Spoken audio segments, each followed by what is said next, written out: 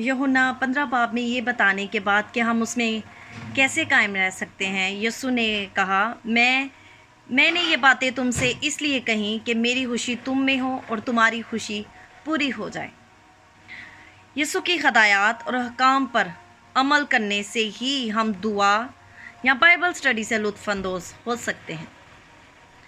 ये खुदावंद का हुक्म है और खुदावंद का हुक्म मानने में खुशी से ही हम दुआ में झुकते हैं और बाइबल स्टडी से लुत्फ़अंदोज़ हो सकते हैं।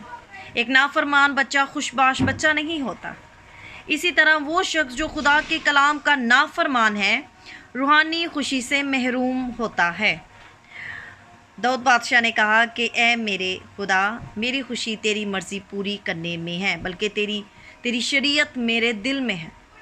सो आज का ये लेसन है कि हम उसमें कैसे कायम रह सकते हैं, उसके बाद कि मेरी खुशी तुम में हो और तुम्हारी खुशी पूरी हो जाए। आमीन।